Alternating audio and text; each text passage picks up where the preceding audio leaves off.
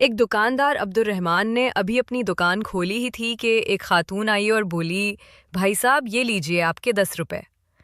عبد الرحمن نے حیرت سے عورت کی طرف دیکھا جیسے پوچھ رہا ہو، میں نے تمہیں 10 روپے کب دیے تھے؟ عورت بولی، کل شام میں نے آپ سے کچھ سامان خریدا تھا، میں نے آپ کو 100 روپے دیے، سامان 70 روپے کا تھا، آپ نے 40 روپے واپس دیے، جبکہ دینے 30 روپے تھے۔ عبد الرحمن نے وہ 10 روپے پیشانی سے لگائے، پیسے کے ڈبے میں رکھے اور بولا، بہن ایک بات بتاؤ، سامان لیتے وقت تم نے ہر 5 روپے پر مجھ سے خوب بھاؤ تاؤ کیا، اور اب محض 10 روپے واپس کرنے کے لیے اتنی دور چلی آئیں؟ عورت نے کہا، بھاؤ تاؤ میرا حق ہے، مگر جب ایک قیمت طے ہو جائے تو کم دینا گناہ ہے۔ عبد الرحمن نے کہا، مگر تم نے کم نہیں دیا، پورے پیسے دیے، یہ 10 روپے میری غلطی سے تمہارے پاس گئے، اگر تم رکھ لیتے تو مجھے کوئی فرق نہ پڑتا۔ عورت نے جواب دیا، شاید آپ کو فرق نہ پڑتا، لیکن میرے ضمیر پر بوجھ رہتا۔ میں جانتی کہ میں نے کسی کا حق جان بوجھ کر رکھا ہے، اسی لیے میں کل رات ہی واپس کرنے آئی تھی، مگر آپ کی دکان بند تھی۔ عبد الرحمن نے حیران ہو کر پوچھا، تم کہاں رہتی ہو؟ عورت بولی، گلشن کالونی سیکٹر 8 میں۔ عبد الرحمن کے منہ سے حیرت سے نکلا، 7 کلومیٹر کا فاصلہ طے کر کے صرف 10 روپے واپس کرنے آئی ہو، اور یہ تمہارا دوسرا چکر ہے؟ عورت نے سکون سے کہا، جی ہاں، دوسری بار آئی ہوں۔ اگر سکون دل چاہیے تو ایسے ہی کام کرنے پڑتے ہیں۔ میرے شوہر اب دنیا میں نہیں، مگر وہ ہمیشہ کہا کرتے تھے، کبھی کسی کا ایک پیسہ بھی ناحق مت رکھنا، کیونکہ انسان تو خاموش رہ سکتا ہے، مگر اللہ پاک کسی بھی وقت حساب لے سکتا ہے، اور اس حساب کی سزا میرے ساتھ میرے بچوں پر بھی آ سکتی ہے۔ یہ کہہ کر عورت چلی گئی۔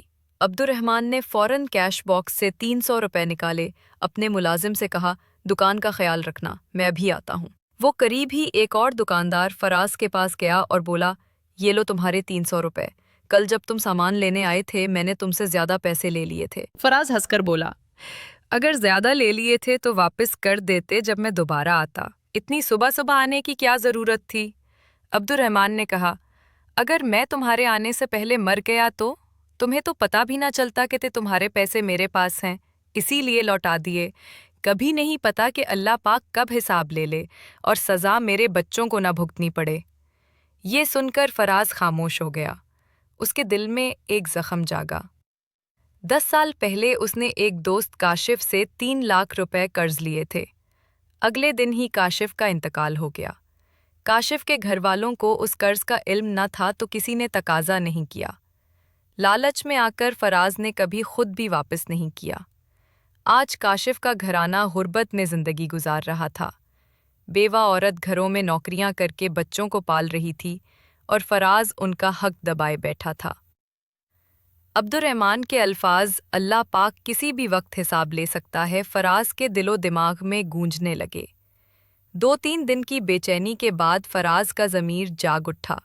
اس نے بینک سے 3 لاکھ روپے نکالے اور اپنے دوست کے گھر گیا۔ کاشف کی بیوہ اپنے بچوں کے ساتھ بیٹھی تھی۔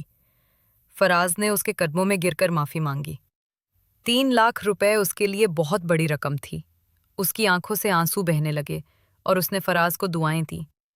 یہ وہی عورت تھی جو 10 روپے واپس کرنے 2 بار دکاندار کے پاس گئی تھی۔ جو لوگ دیانتداری اور محنت سے جیتے ہیں، اللہ پاک ان کا امتحان ضرور لیتا ہے، مگر کبھی چھوڑتا نہیں۔ ایک دن ان کی دعا ضرور سنی جاتی ہے۔ اللہ پاک پر یقین رکھو۔ ایمانداری ایمان کا حصہ ہے، اور ناحق مال انسان کے رزق سے برکت چھین لیتا ہے۔ اس تحریر کو اپنے دوستوں کے ساتھ لازمی شیئر کریں